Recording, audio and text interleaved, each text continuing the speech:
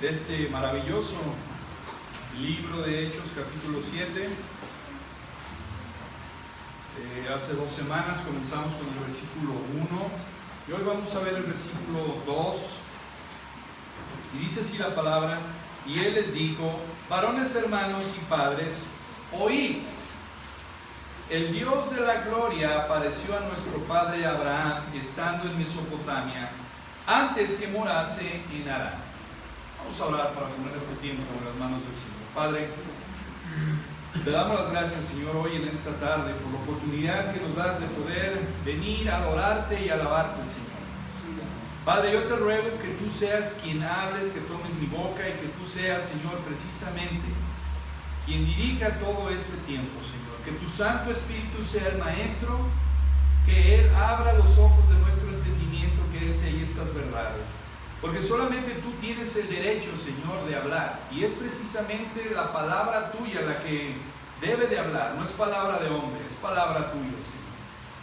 Ayúdame, Padre, a exaltar a tu Hijo Cristo. Muéstranos a tu Hijo Cristo en esta tarde. Ayúdanos a que los pensamientos que nos puedan turbar, Señor, hacerlos a un lado para concentrarnos y que tu gloria pase hoy en esta tarde. En Cristo Jesús. Amén. Hermanos, he titulado el sermón: el Dios de la gloria.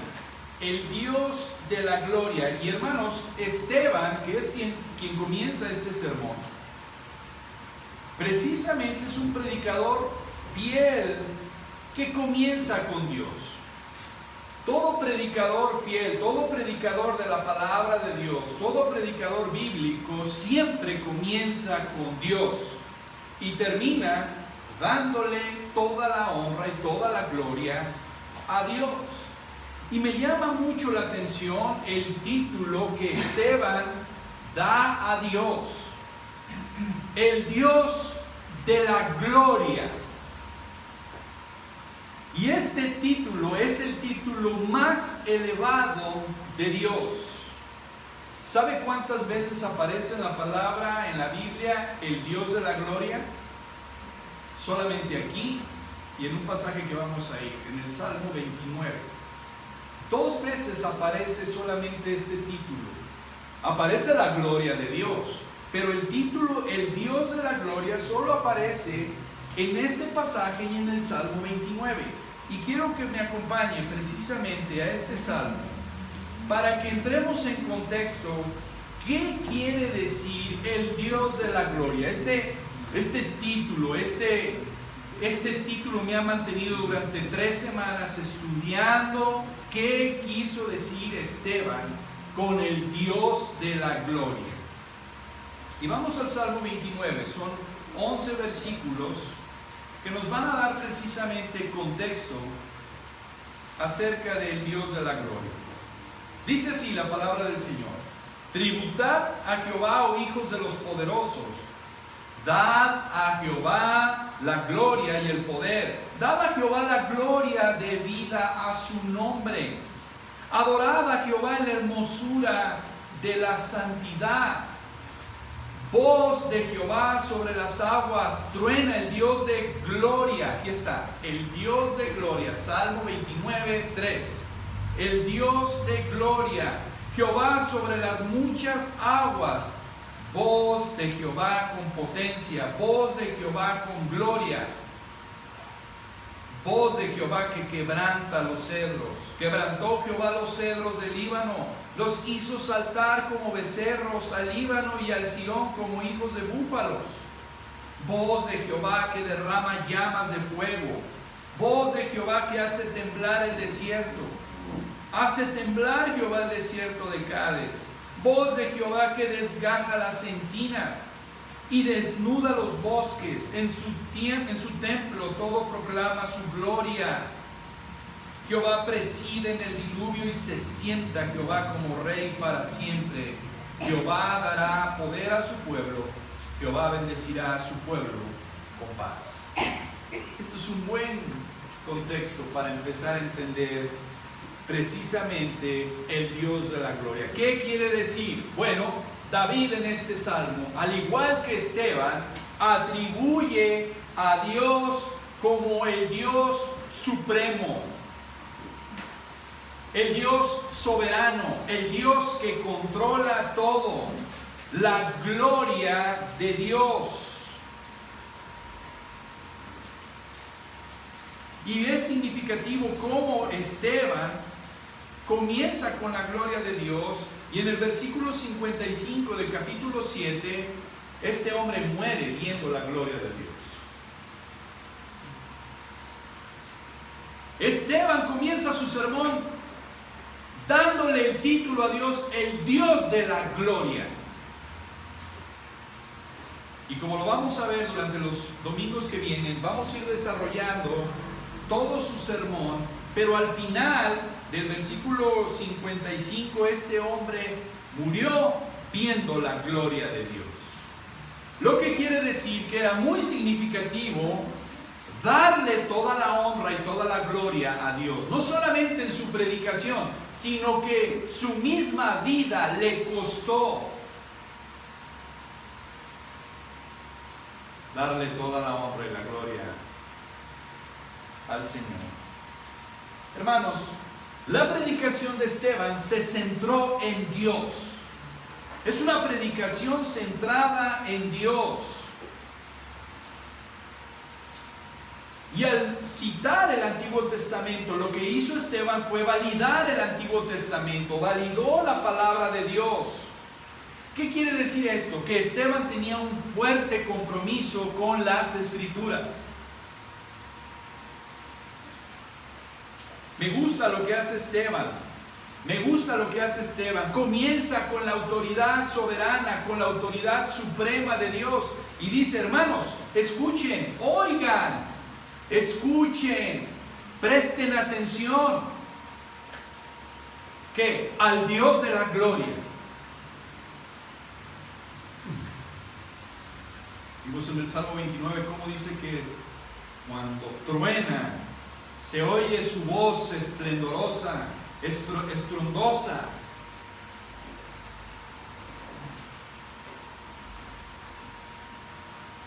Me gusta cómo Esteban exalta a Dios, y durante todos estos 55 versículos, lo que más exalta es la iniciativa de Dios. ¿Cómo fue Dios quien buscó al hombre? Esteban comienza exaltando a Dios y deja que Dios hable a la congregación a través de su palabra. Eso es muy significativo, porque lo que hizo Esteban es citar la palabra de Dios, citar los hechos de Dios. Y hermanos, esto es muy importante. ¿Por qué? Porque cuando la Escritura habla, Dios habla. Cuando la Escritura habla, Dios habla. La predicación de Esteban exalta al supremo trino Dios. Y esa es la predicación que debe de estar en este púlpito. Predicación que exalta al trino Dios. Y eso se logra solamente cuando la palabra de Dios es expuesta, es abierta. La predicación bíblica, hermanos, la enseñanza bíblica es sistemática, expositiva, teológica y centrada en Dios. Esa es la predicación que agrada a Dios. Es sistemática, es expositiva, es teológica y está centrada, saturada del Dios Trino. Como lo dijo Steve Lawson, el propósito principal de la palabra de Dios es glorificar al Dios de la palabra. El propósito principal de la palabra de Dios es glorificar al Dios de la palabra. Ese es el propósito principal del predicador. Abrir la palabra de Dios para que Dios hable. No me vienen a oír a mí. No vienen a oír mi palabra. Vienen a oír la palabra de Dios. Por eso es importante abrir la palabra de Dios. Y como el doctor Martin Lloyd Jones lo dijo, ¿cuál es la meta principal de la predicación? ¿Cuál es la meta principal de la predicación? ¿Cuál es el objetivo principal de la predicación? Y escuche, para los que son maestros y predicadores, eso es algo muy bueno. ¿Cuál es? Bueno, es dar a los hombres y a las mujeres un sentido elevado de Dios y de su presencia. Es dar un sentido elevado de Dios y de su presencia. Es ¿quién es Dios? Esa es la meta de la predicación. La predicación es la proclamación de Dios, de su ser, de su gloria. Y es muy significativo porque vamos a ver varias cosas que Esteban hace durante su predicación. Pero comienza con este título, el Dios de la gloria. Y empieza a desarrollar su predicación. ¿Y qué contiene su predicación? Algo muy importante. Contexto, historia. Contexto, historia. Esteban comienza en un lienzo grande a dibujar la historia. Empieza a dar contexto, empieza a dibujar la historia de los judíos. Y esto es muy importante porque precisamente debemos empezar con ese contexto. Hay muchas personas que tienen problemas con el cristianismo hoy en día precisamente porque comienzan con los detalles en vez de ver el todo.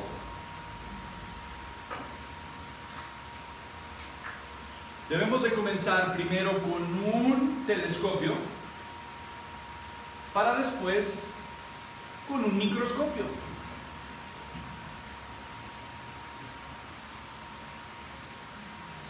Hermanos, ¿por qué digo esto? Porque el cristianismo no es solamente la reunión de una o varias ideas. El cristianismo no es una especie de filosofía. El cristianismo contiene enseñanza, pero también el cristianismo contiene historia, hechos, acontecimientos. Quiero que observemos algo. Vamos a Hechos capítulo 2, versículo 11. Hechos capítulo 2, versículo 11, dice: cretenses y árabes, les oímos hablar en nuestras lenguas la enseñanza de Dios, la doctrina de Dios. No dice eso, ¿verdad? Dice las maravillas de Dios. Claro que las maravillas de Dios contienen enseñanza, contiene doctrina. Pero las maravillas de Dios significan los hechos que Dios ha realizado en su pueblo.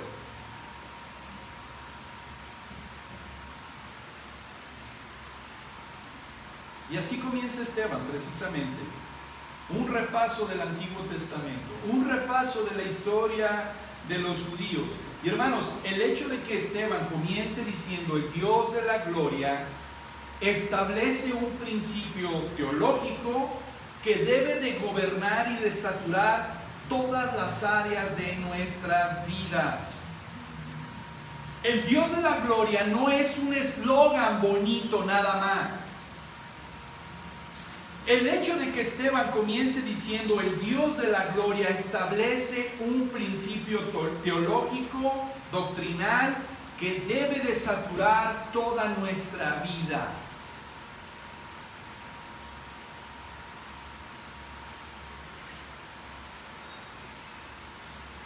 Dios, todo lo que hace, lo hace para su gloria.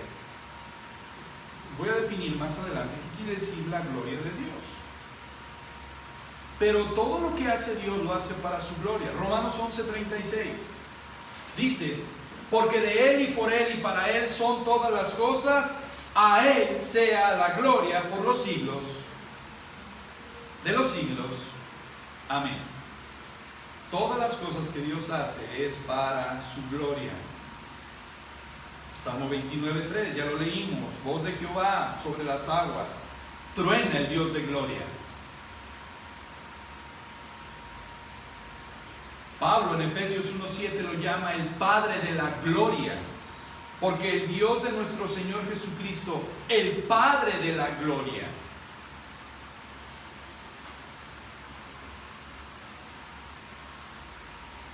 Y sabe una cosa, el Evangelio comienza con la gloria de Dios. El Evangelio comienza con la gloria de Dios. En otras palabras, hermanos, el Evangelio no comienza con el hombre. El Evangelio comienza con la gloria de Dios.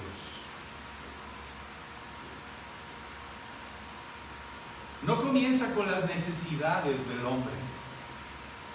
No comienza con las ideas y los problemas del hombre. No. No comienza con el siglo presente. ¿Por qué? Esto es una falacia moderna. Esto es una mentira. ¿Por qué? Porque el hombre siempre comienza consigo mismo y termina consigo mismo también, dándose toda la honra y la gloria. El hombre se rodea a sí mismo, se pone en el centro. Yo tengo estos problemas, tengo estas necesidades. Permíteme, el Evangelio de Dios no comienza con tus problemas, no comienza con tus necesidades. El Evangelio comienza con el Dios de la gloria.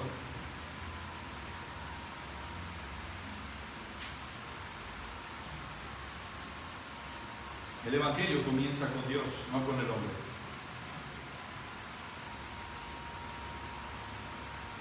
Mira esto. Un día un abogado llegó delante de Jesús y le dijo: Señor, ¿cuál es el principal mandamiento? ¿Sabe cuántos mandamientos había? 613 mandamientos. Y este abogado astuto va delante de Dios y le dice, delante de Jesús, y le dice: ¿cuál es el principal mandamiento?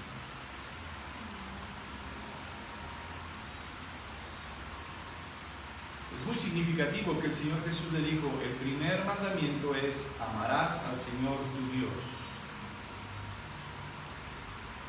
El número 1 es: amarás al Señor tu Dios. Y el segundo es: a tu prójimo como a ti mismo. Hermanos, no podemos amar a nuestro prójimo si no amamos a Dios.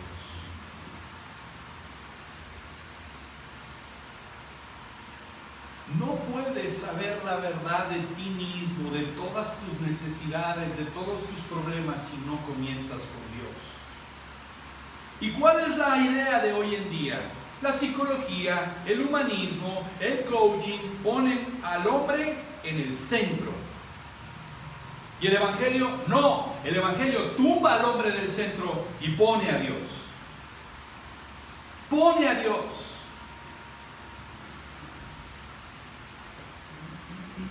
Por eso es que es importante definir qué es la gloria de Dios. ¿Cuál es la esencia de esta gloria? El Dios de la gloria. ¿Qué quiere decir la gloria de Dios? ¿Sabe? Es una tarea casi imposible de definir. Lo que voy a decir, me quedo corto tratando de definir lo que es la gloria de Dios. Pero mi trabajo como predicador es ayudarte a entender lo que esto significa por medio de la exposición de las Escrituras. Pero solamente el Espíritu Santo puede sensibilizar tu corazón para que respondas a esa gloria. ¿Qué quiere decir gloria? Bueno, gloria significa majestad, grandeza, significa asombro, significa poder. ¿Qué significa el Dios de la gloria? Bueno, el Dios de la gloria significa a aquel que está por encima de la humanidad, aquel que está por encima de todos y de todo.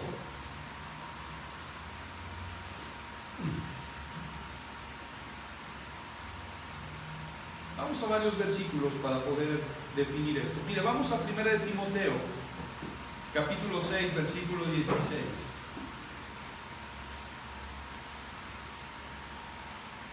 Para que podamos ver un rayito de la gloria de Dios. 1 de Timoteo 6, 16. Dice la palabra: el único que tiene inmortalidad, que habita en luz inaccesible, a quien ninguno de los hombres ha visto ni puede ver, al cual sea la honra y el imperio sempiterno. Amén. Ningún hombre ha visto a Dios en ningún momento. No podemos ver. ¿Por qué no podemos ver a Dios? A causa de su santidad, a causa de su justicia. Nadie puede ver el rostro de Dios y vivir. Eso es lo que dice 1 de Timoteo 6, 16.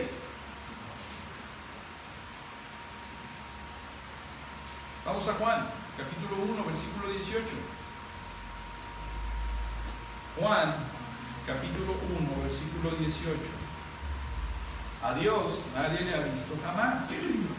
El unigénito Hijo que está en el seno del Padre, Él le ha dado a conocer. Guarda este versículo, lo vamos a volver en él al final. Dice, a Dios nadie le ha visto jamás.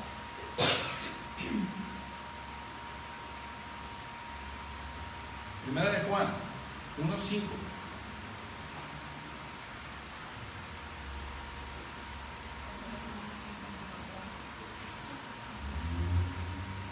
Este es el mensaje que hemos oído de Él y os anunciamos: Dios es luz y no hay ningunas tinieblas en Él. Todo esto es parte de su gloria. Todo esto es un intento de poder entender su gloria. Pero si quiere una definición más exacta de lo que es la gloria de Dios, John Piper da esta definición que me parece importante. La gloria de Dios es la belleza y excelencia de sus múltiples perfecciones.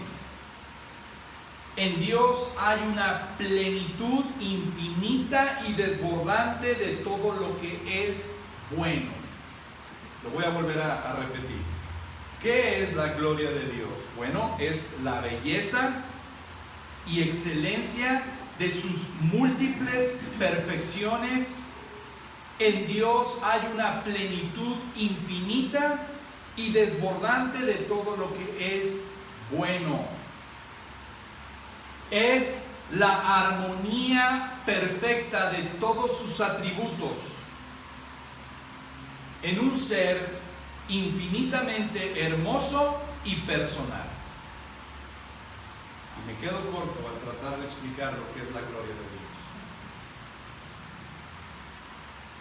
Dios. Dios es el ser atractivo más hermoso de todo el universo. Es el ser más perfecto. Él es el autoexistente. Él es quien no depende de nada ni de nadie para tener vida, y Él es el que da vida a todos.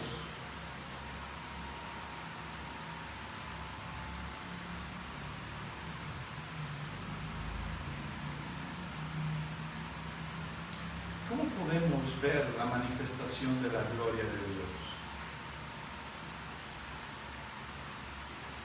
Bueno, a través de la creación. ¿Qué dice Salmo 19:1? Los cielos cuentan la gloria de Dios, y el firmamento anuncia la obra de sus manos. Quiero que me acompañe a Romanos. Vamos a ver las manifestaciones de la gloria de Dios. Romanos capítulo 1, versículo 19. Dice la palabra: porque lo que de Dios se conoce les es manifiesto, pues Dios se lo manifestó.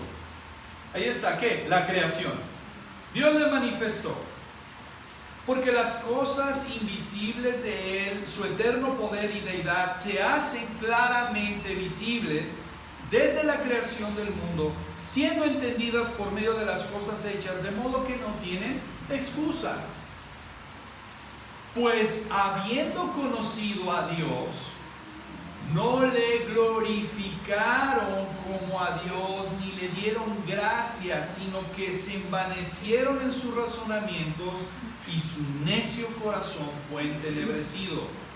Profesando ser sabios, se hicieron necios. Y aquí está el intercambio. Y cambiaron la gloria del Dios incorruptible en semejanza de imagen de hombre corruptible, de aves, de cuadrúpedos y de reptiles.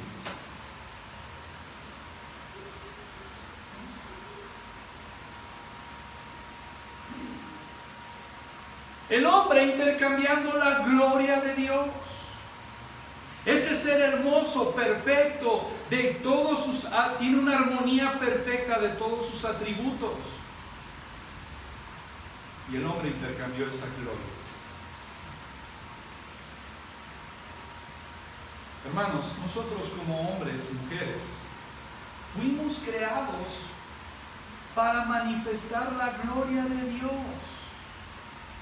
La razón por la que estás aquí, la razón por la que estás viviendo, la razón por la que estás en este mundo es para manifestar la gloria de Dios. Pero el hombre pecó.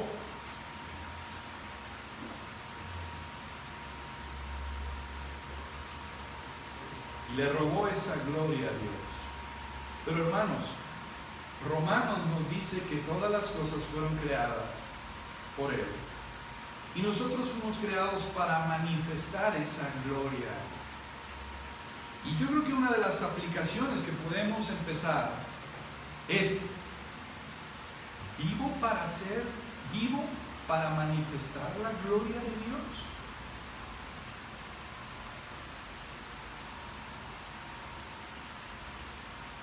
Mira, acompáñeme a 1 Corintios.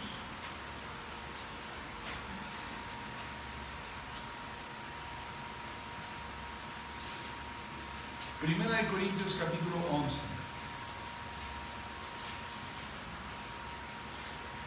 Porque el varón, 11 versículo 7.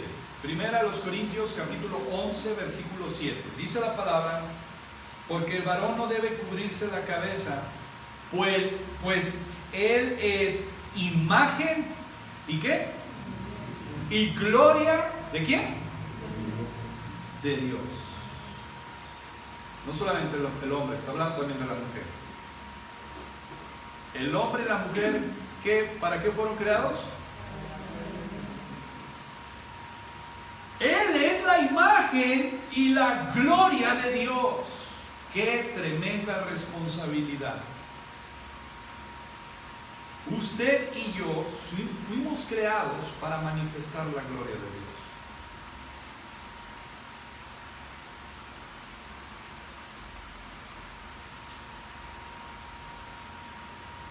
El propósito de nuestra creación es dar a conocer la grandeza de Dios, su hermosura, su fama, su honor a través de nuestra vida y de nuestras palabras.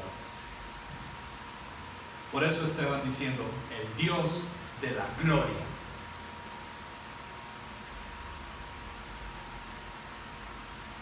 ¿Usted entendió esto? El propósito de nuestra creación es dar a conocer la grandeza de Dios, su hermosura, su fama, su honor. ¿Cómo? A través de no solamente nuestras palabras, sino a través de nuestras vidas. Eso es darle significado a nuestras vidas. Tenemos un propósito por el cual vivir. No estamos aquí para pasarla bien. No estamos aquí para pachanguearla. No estamos aquí para vivir para nuestros deleites. Estamos aquí para el honor de Dios, la fama de Dios, para dar a conocer la hermosura de Dios. Ese es el propósito por el cual tú y yo estamos aquí. Pero como dije, el hombre pecó. El hombre pecó allá en Edén. Adán pecó. Adán se convirtió en un ladrón de la gloria de Dios.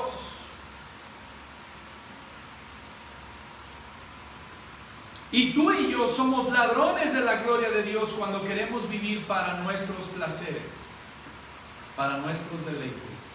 Somos ladrones de la gloria de Dios. ¿Por qué? Porque Adán decidió exaltarse a sí mismo, separarse de Dios, actuar independientemente de Dios, ser su propio Dios. ¿Qué le dijo Satanás a Eva? No moriréis. Bien sabe Dios que si comes de ese fruto, seréis igual que Dios. El hombre robó la gloria de Dios para darse gloria a sí mismo, para autoexaltarse. Y esto es muy importante. ¿Por qué? Porque el hombre dejó de contemplar a Dios. El hombre dejó de deleitarse en Dios para deleitarse en sí mismo. Y eso es robarle la gloria a Dios. ¿Usted escuchó eso? El hombre dejó de contemplar a Dios para contemplarse a sí mismo. El hombre dejó de deleitarse en Dios para deleitarse en sí mismo, en su carne, en sus placeres. Y eso es robarle la gloria a Dios.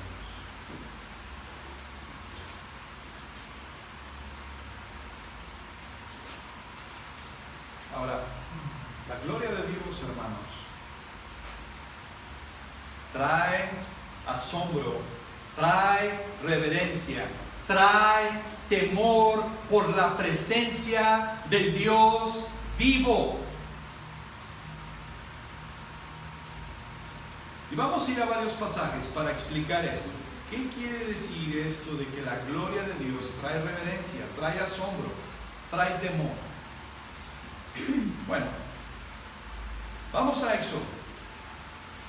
Yo espero que haya traído su Biblia, porque vamos a ir a varios pasajes para que pueda entender a qué me refiero cuando la gloria de Dios trae asombro, trae reverencia, trae temor por la presencia de Dios vivo. Éxodo capítulo 13, versículo 21. Lo voy a explicar con la nube.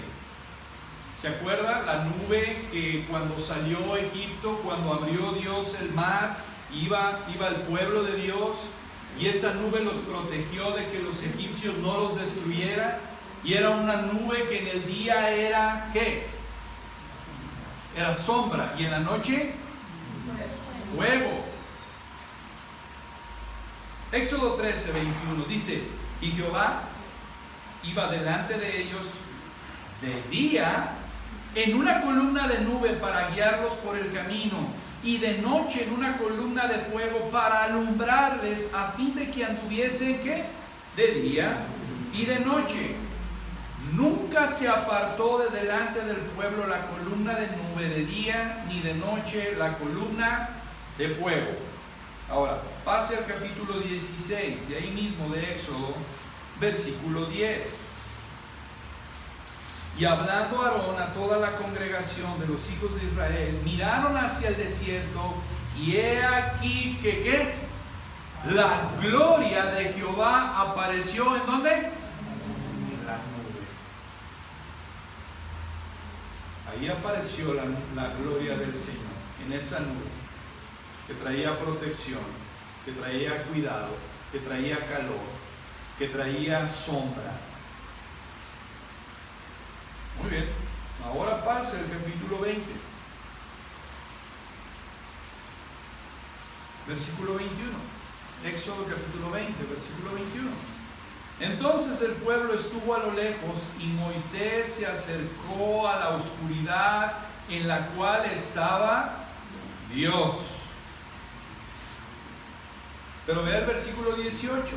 Todo el pueblo observaba el estruendo y relámpagos y el sonido de la bocina, y el monte que humeaba, y viéndolo el pueblo temblaron y se pusieron de lejos.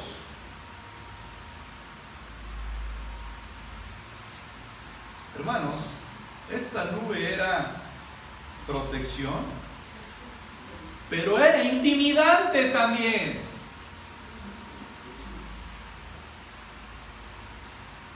Esta nube traía protección, traía cuidado, traía sombra, traía calor, pero era intimidante. Y así podemos definir la gloria de Dios. Trae cuidado, trae protección, pero es intimidante.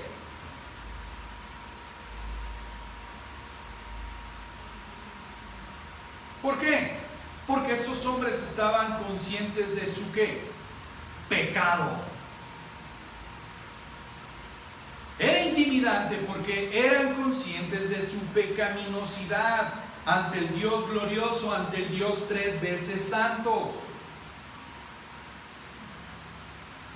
Y me encanta cómo poder explicar esto acerca de la gloria de Dios. Cómo es de cuidado, pero a la vez intimidante. Y el pastor Sujet Michelin da una buena explicación para que lo podamos entender. Piense en el sol. Piense en el sol. El sol es una fuente de luz, de calor, es una fuente de vida. Sin el sol, la vida en la tierra no es viable. Sin embargo, nadie puede acercarse al sol. ¿Por qué? Porque se quema. Entonces, es una fuente de vida, de luz, de calor, siempre que se mantenga a una distancia adecuada. De la misma manera es la gloria de Dios.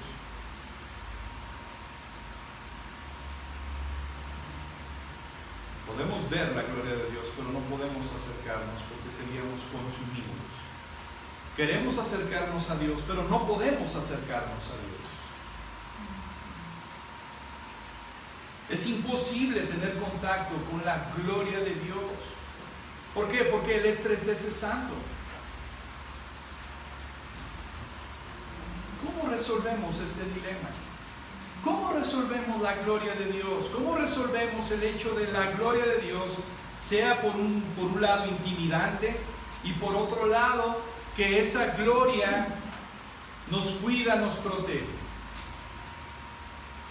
Bueno, hermanos, precisamente en la solución de este problema es donde se hace más clara y más hermosa la gloria de Dios. Y vamos a estudiar varios pasajes, pero la solución es Cristo. Cristo. Vamos a Isaías, hermanos, capítulo 4.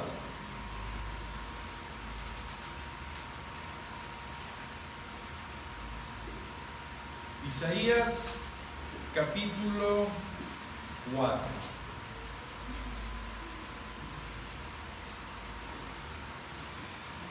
Vea cómo la escritura, toda la escritura apunta a Cristo. Isaías 4:4 dice: cuando el Señor lave las inmundicias de las hijas de Sión y limpie la sangre de Jerusalén en medio de ella, con espíritu de juicio y con espíritu de devastación, creará Jehová sobre toda la morada del monte de Sión y sobre los lugares de sus convocaciones nube y oscuridad de día y de noche, resplandor de fuego que eche llamas, porque sobre toda gloria habrá un dosel. Dosel significa toldo. Eso significa dosel, toldo. Y habrá un abrigo para sombra contra el calor del día, para refugio y escondedero contra el turbión y contra el aguacero. Eso es una profecía. ¿Sabe de quién está hablando aquí? De Cristo. De Cristo. Dice que habrá una nube también que proteja, que cubra. Isaías 11:1. Y saldrá una vara del tronco de Isaí y un vástago retoñará de sus raíces. ¿De quién está hablando? De Cristo.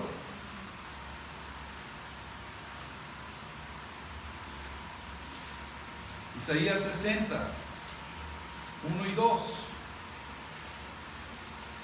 Levántate y resplandece, porque ha venido tu luz, y la gloria de Jehová ha nacido sobre ti. Porque he aquí que tinieblas cubrirán la tierra y oscuridad las naciones, mas sobre ti amanecerá Jehová, y sobre ti será ¿qué? Vista su gloria.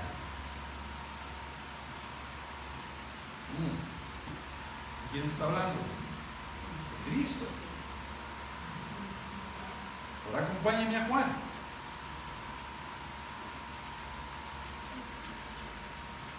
Juan capítulo 1.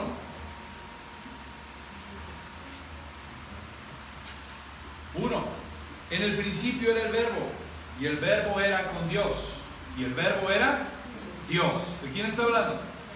De Cristo. Está hablando de Cristo. 1:14. Y aquel verbo fue hecho carne y habitó entre nosotros. ¿Y vimos qué? Vimos su gloria. Gloria como del unigénito del Padre, lleno de gracia y de ¿qué? De verdad. Cristo es la columna de fuego. Cristo es esa nube. Cristo es la gloria de Dios encarnada. Por eso es que dice, vimos su gloria.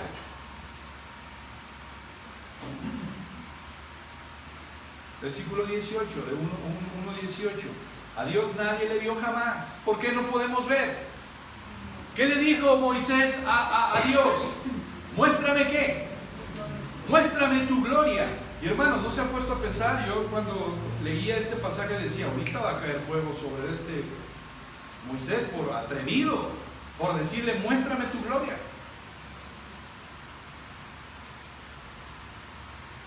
¿Y qué le muestra el Señor? Lo pone en una hendidura en la peña y pasa por ahí el Señor proclamando ¿qué? Proclamando ¿qué? Que Él es bueno y perdonador, pero de que en ningún modo tendrá por inocente al culpable.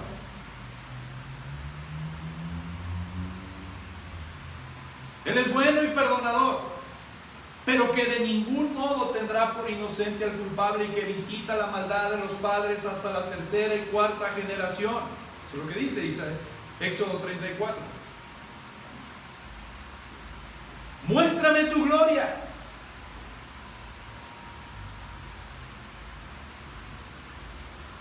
Y Dios le da un acertijo a Moisés.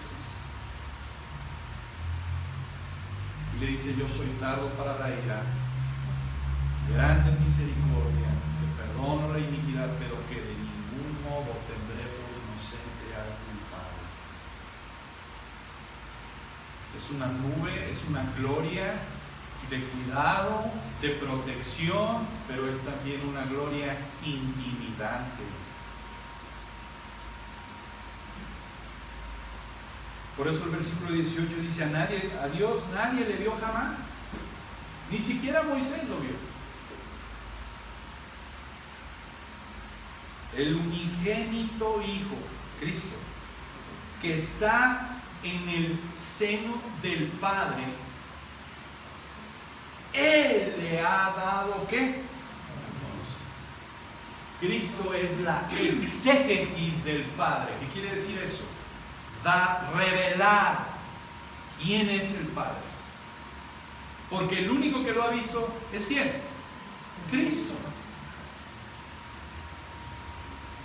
El único que lo ha visto es Cristo. Y Él lo ha dado a conocer. Quiero que vamos a varios pasajes. Primera de Corintios 2:8.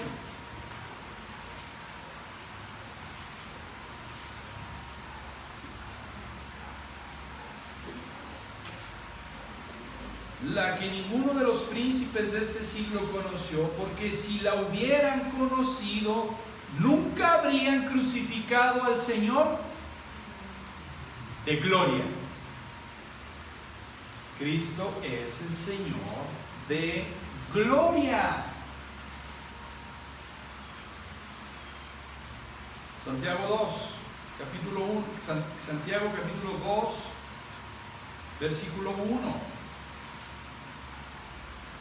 Hermanos míos, que vuestra fe en nuestro glorioso Señor Jesucristo, nuestro glorioso Señor Jesucristo, el Dios de gloria,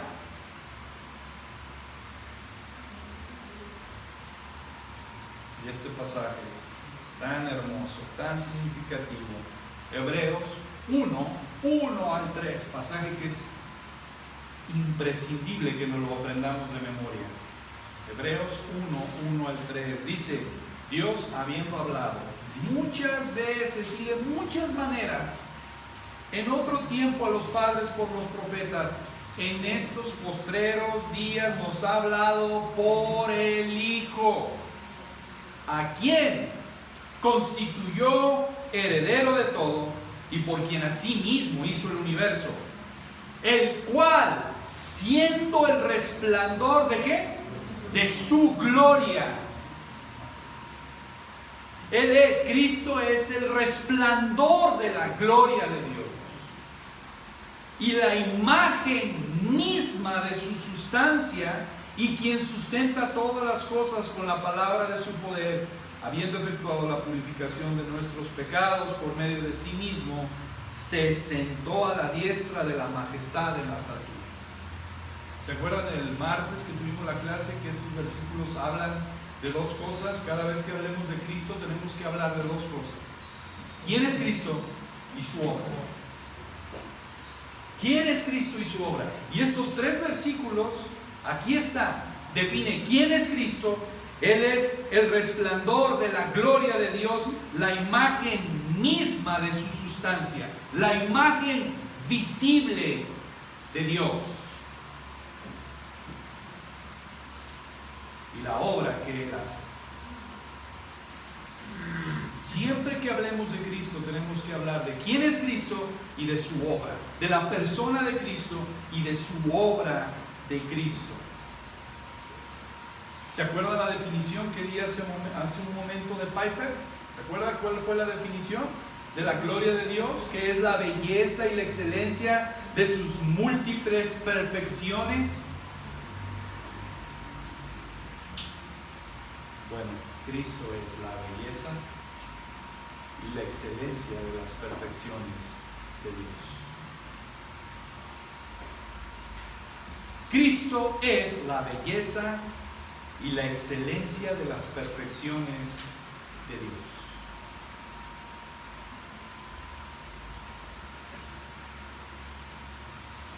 La cruz de Cristo resuelve, hermanos, ¿se acuerdan? La nube, por un lado era intimidante y por el otro lado traía protección. ¿Cómo resolvemos este dilema?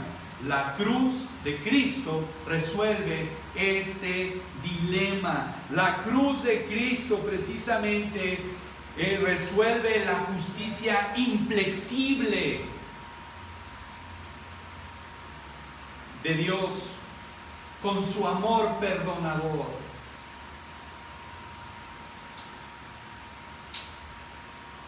En la cruz de Cristo, hermanos, vemos el despliegue impresionante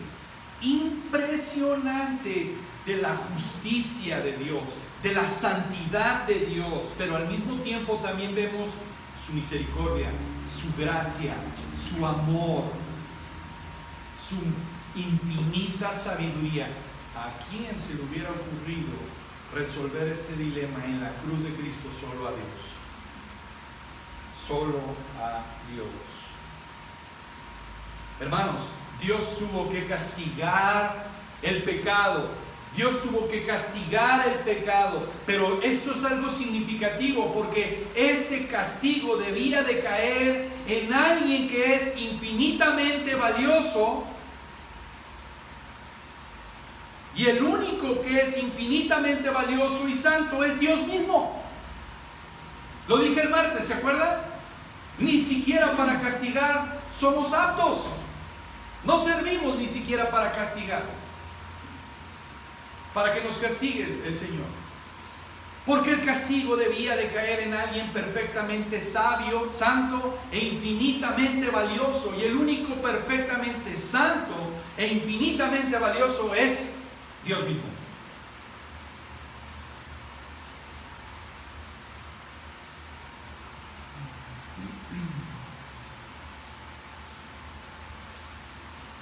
Bien.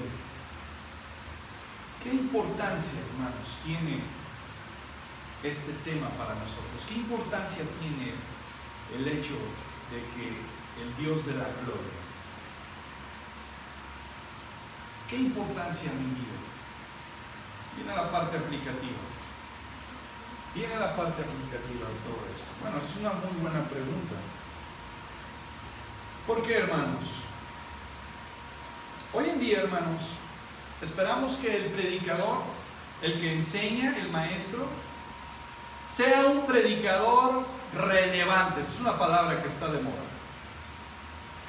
Sea relevante.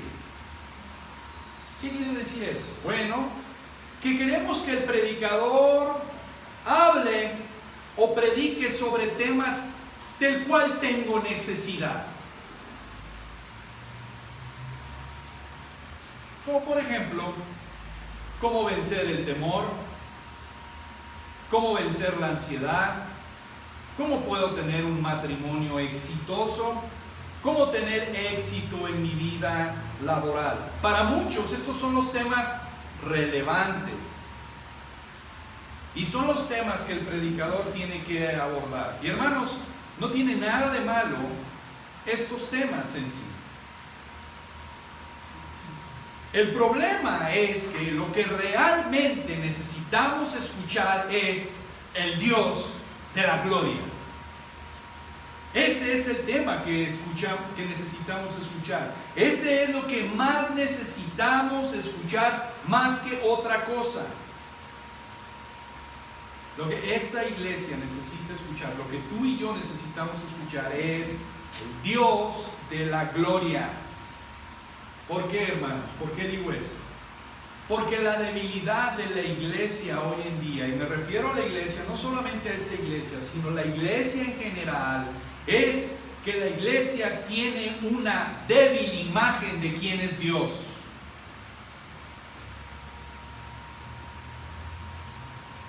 La imagen de un Dios utilitario.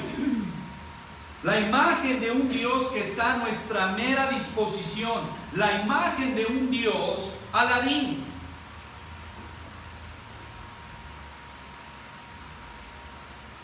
Un Dios buena onda. Un Dios que es más digno de lástima que de adoración.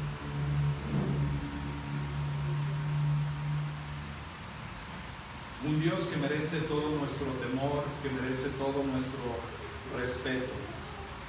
Hermanos, ¿por qué lo digo esto? Escuchen, una de las razones por las cuales las personas de hoy en día sufren de temor, de ansiedad, de depresión, de frustración, de personas que caen en las drogas, en el alcoholismo, una de las razones es el hecho de que estamos tan excesivamente centrados en nosotros mismos.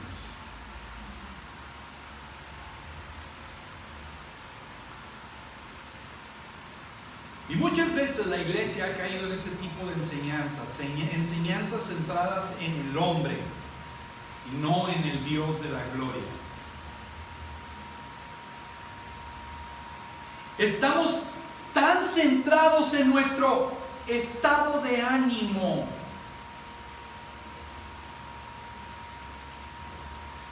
O en los beneficios del Evangelio. Estamos tan centrados en lo que me produzca un estado de ánimo.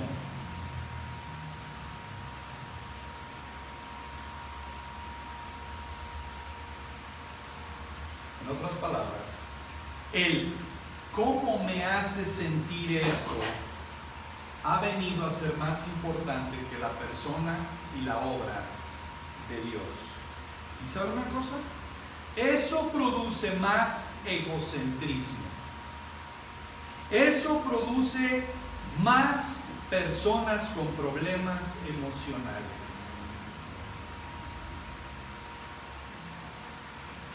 Vuelvo al ejemplo del primer mandamiento.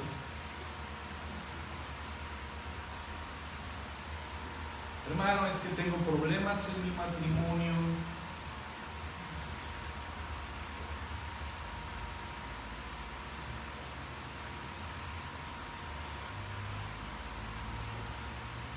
Y viene esta pregunta. ¿Tienes problemas en tu matrimonio y amas a Dios? Sí, sí lo amo. La palabra de Dios dice: amarás al Señor tu Dios con toda tu alma, con todas tus fuerzas. Ese es el primer mandamiento. Y el segundo mandamiento es: amarás a tu prójimo como a ti mismo. Si no amas a Dios, ¿cómo esperas amar a tu esposo y a tu esposa?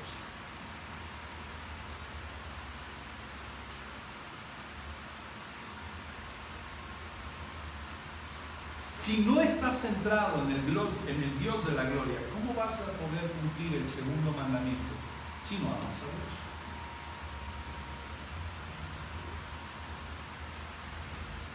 ¿Ve por qué le digo que tenemos que estudiar más el Dios de la gloria? Centrados en Dios, más que en nuestros problemas. Estudiar nuestros problemas, estudiar al hombre, va a producir más egoísmo. Y de hecho, por como amas a tu esposa, demuestra si amas o no amas a Dios.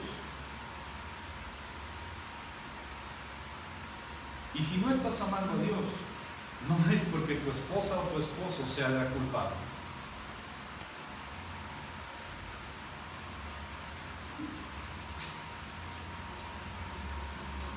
Por lo tanto, hermanos, es de suma importancia contemplar al Dios de la gloria en el cual hemos confiado.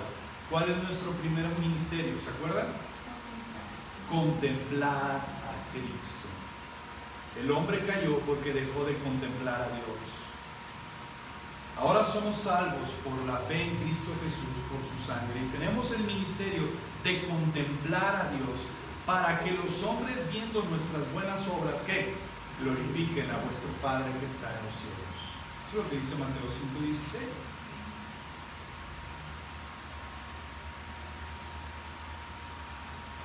Quiero cerrar con esto. John Piper, escribiendo en la supremacía de Dios en la predicación, señala esto: mi carga como predicador es suplicar por la supremacía de Dios en la predicación.